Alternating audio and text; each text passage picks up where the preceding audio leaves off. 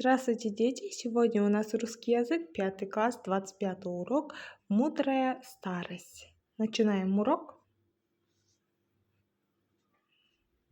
186 послушайте русскую народную сказку, о чем она.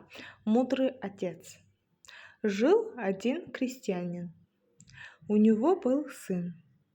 Когда парень подрос и начал помогать по хозяйству, отец и говорит: гляжу на тебя и вижу, за все дела ты хорошо принимаешься, скоро возмужаешь, да женишься и сам станешь хозяйничать. Вот и запомни мои слова. Живи так, чтобы в каждой деревне был у тебя свой дом, и пусть у тебя каждый день будут новые сапоги.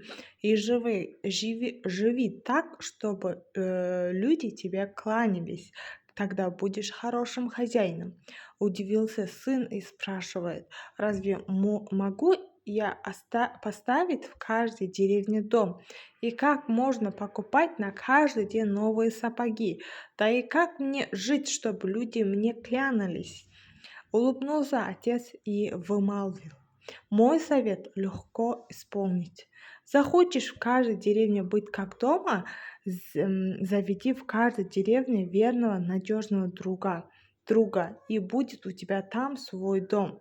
А чтобы каждый день были у тебя новые сапоги, надо с вечера хорошо вымыть и почистить свои сапоги.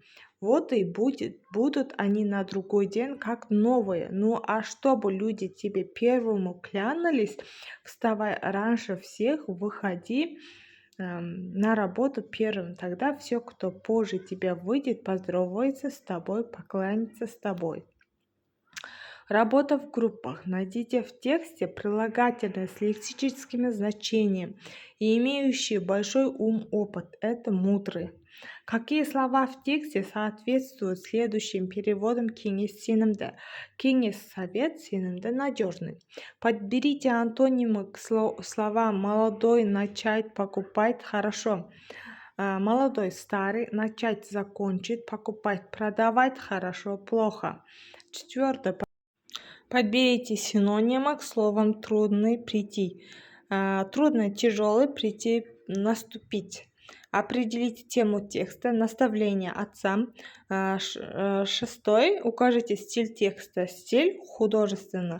А седьмой мы отвечаем следующий пункт. Второй группах, да? Восьмой. Вспомните сказку с таким же названием.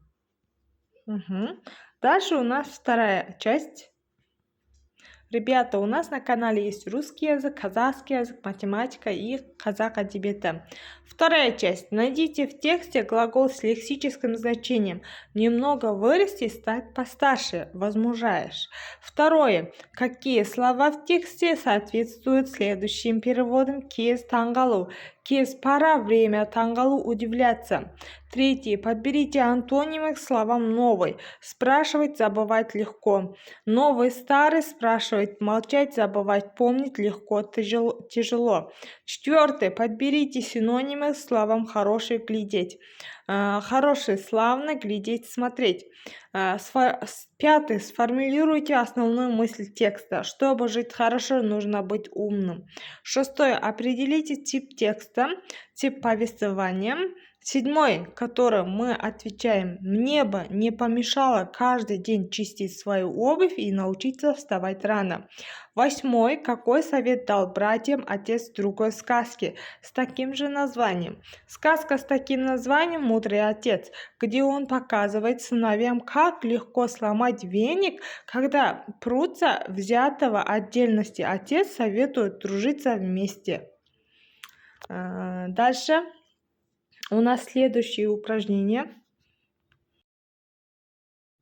Работа в парах. Разыграйте диалог по ролям, передавая голосом настроение героев. Дальше. Постройте текст рассуждения, ответив на вопрос, какое из трех наставлений старика кажется вам самым важным и почему. Постройте текст повествования, рассказав о том, как сын выполнил наставление своего отца. Дальше. 187. Прочитайте, определите стиль текста, найдите многозначные прилагательные, выпишите его в составе словосочетания.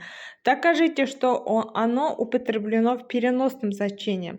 Седые волосы. 2 недели маленькая Олеся тяжело болела. Каждую минуту она могла умереть, мама не отходила от ее постели. Когда опасность миновала, и Олесе стало легче.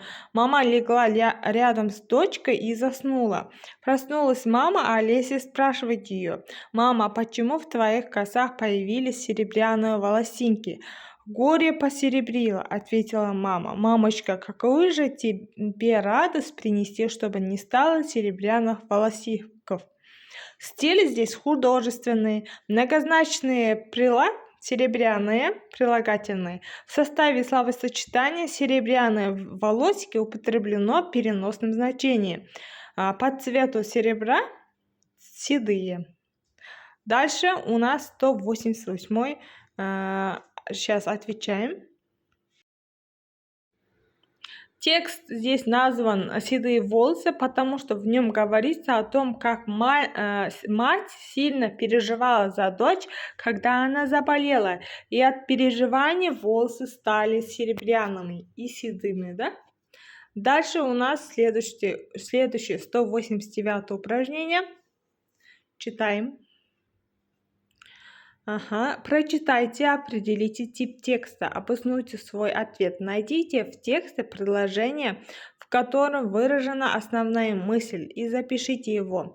Что вы дарите? Люди привыкли делиться своей радостью с близкими, следуя прекрасной традиции. Они дарят друг другу подарки. Подарок служит выражением любви, дружбы, добрых чувств. Должен ли подарок быть полезным, дорогим предметом? Все это не обязательно, но подарок должен свидетельствовать о том, что человек, выбирая его, думал о вкусе и желании того, кому он предназначен, и выложил выбор, свой собственный вкус, свое отношение.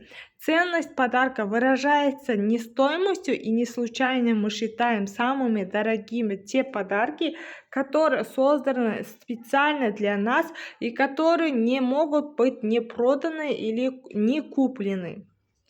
Теперь определяем тип текста, да, какой тип. Найдем в тексте предложение, которое выражена основная мысль, и запишем. Сейчас здесь тип текста — это рассуждение, потому что автор доказывает нам, каким должен быть настоящий подарок. Второе — предложение, в котором выражена основная мысль, здесь последнее. Ценность подарка выражается не стоимостью. Теперь дальше 190 упражнение, да? Литературный диктант. В тексте, что вы дарите, рассказывается о подарках. Дальше основную мысль текста можно сформулировать так. Подарок — это выражение любви, дружбы, добрых чувств. Дальше ключевые слова этого текста: подарки, ценность, внук, радость. Дальше в этом тексте автор утверждает мысль о том, что человек, выбирая его, думал о вкусе и желаниях, кто он предназначен. Теперь выразите свое согласие или несогласие с мнением собеседника. Первый: подарок должен быть полезным предметом. Правильно. Подарок должен быть дорогим предметом. Неправильно, не надо, чтобы быть дорогим. Ценность подарка определяется его стоимостью. Нет. Подарок должен выражать доброе чувство, любовь. Это правда. Правильно. Дальше у нас укажите верные или неверные ответы. Живи так, чтобы каждая деревня был у тебя свой дом. Верно. И пусть у тебя каждый день будут новые сапоги. Верно. И живи так, чтобы люди тебе кланялись. Верно. Время идет, молодые старятся, старые растет. Неверно.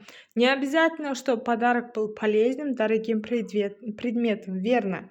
191. Составьте синквейн к слову подарок. Подарок первый. Второй полезный, недорогой. Третий дарит, преподносит, покупает. Четвертый подарок должен быть полезным предметом. Пятый презент. Напишите в тетрадях без ошибки. Урок окончен. До свидания.